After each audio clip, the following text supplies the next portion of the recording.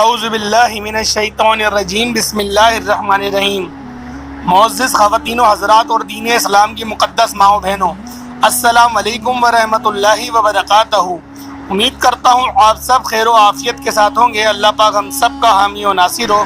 آج کی اس ویڈیو میں جو وظیفہ ہم آپ کے لیے لے کر حاضر ہوئے ہیں، جیسا کہ ہم نے تھمبنیل پہ لکھا ہے، آپ نے پڑھ لیا ہوگا، یا مقلب القلوب۔ آپ نے اس میں مبارک کا وظیفہ کرنا ہے، اور یہ وظیفہ آپ نے اپنی نبض پر، اپنی پلس پر ہاتھ رکھ کر پھر کرنا ہے۔ آپ جس سے محبت کرتے ہیں، آپ کا جو بھی محبوب ہے، یا پھر آپ اپنے کسی خونی رشتے کو اپنے پاس بلانا چاہتے ہیں، جیسے دو بھائیوں میں اتفاقی ہو جاتی ہے، نا اتفاقی کے بحاف پہ دو بھائی الگ ہو جاتے ہیں، تو چاہیے کہ یہ آپ عمل کر لیں۔ انشاءاللہ العزیز اللہ پاک کی طرف سے بہترین طور پر رحمتیں اتریں گی۔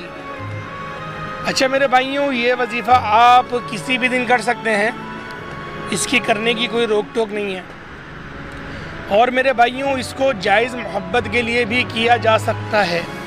آپ اگر کسی لڑکی سے محبت کرتے ہیں، یا پھر آپ لڑکے سے محبت کرتی ہیں، تو آپ اس کے لیے بھی جائز طریقے کے لیے بھی اس عمل کو کر سکتے ہیں۔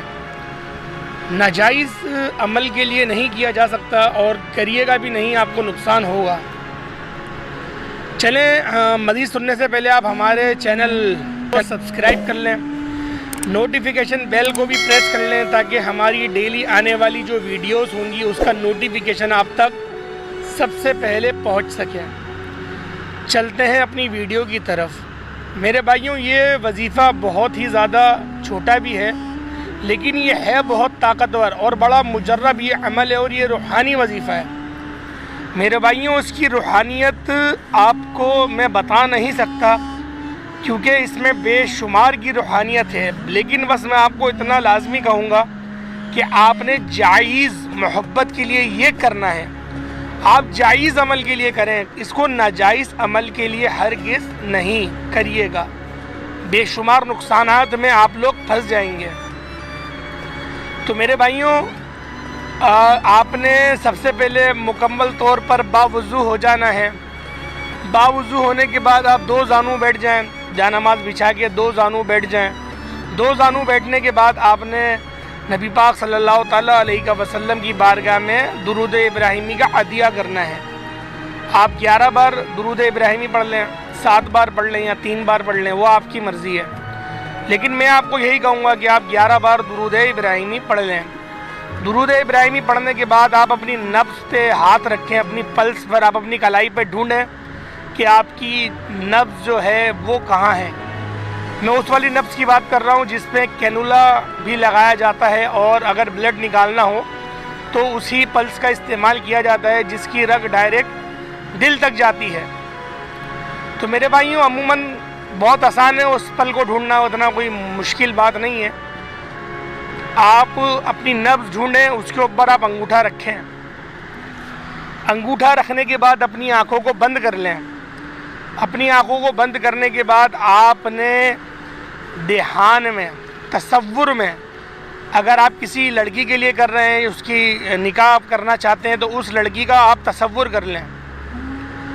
اگر آپ جس کے لیے بھی کرنا چاہتے ہیں، آپ اس کا تصور کر لیں۔ اگر تصویر ہو تو بھی اچھی بات ہے، تصویر نہیں ہو تو آپ اس کا تصور کر لیں، کیونکہ تصویر ہوگی بھی تو آپ یعنی کہ کس طریقے سے وظیفہ کریں گے، نہیں کر پائیں گے۔ آپ تصور میں لے آئیں، پورا دھیان آپ کا اس لڑکی کی طرف ہی ہو، یا لڑکی کی طرف ہی ہو، اپنے محبوب کی طرف۔ میں محبوب لفظ استعمال کروں گا تاکہ وہ دونوں چیزوں میں آ جائے۔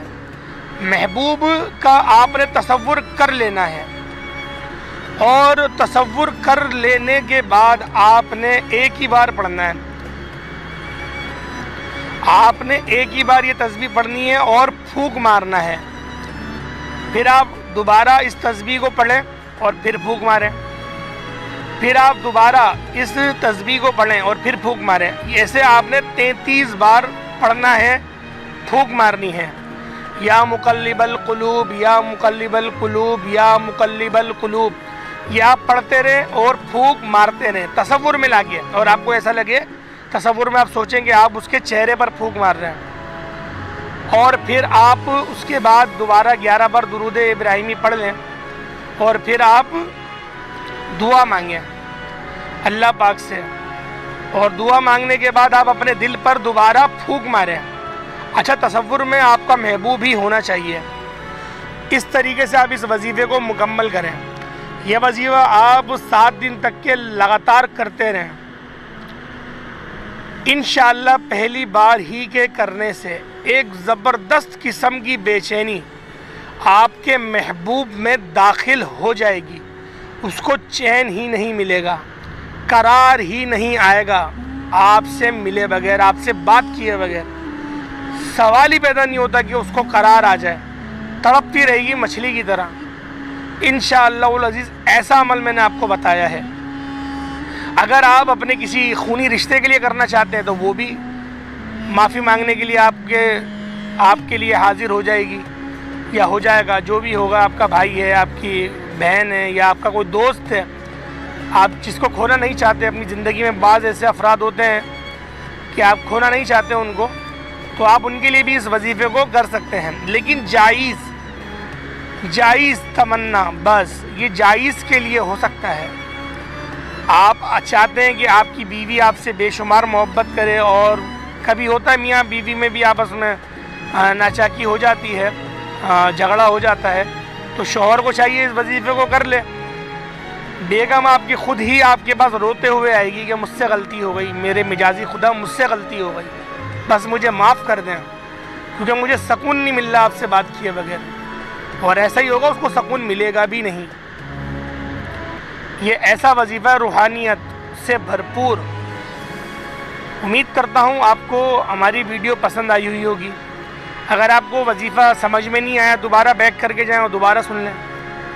میں دوبارہ ریپیٹ کروں گا، ویڈیو لمبی ہو جائے گی بھائی، اس لیے میں دوبارہ ریپیٹ نہیں کر رہا، آپ پیچھے کر کے دوبارہ سن لیں، ٹھیک ہے؟ اور تھمبنیل پر ہی میں یہ لکھ دوں گا تاکہ آپ تھمبنیل سے ہی اس کو یاد کر لیں، ٹھیک ہے میرے بھائیوں؟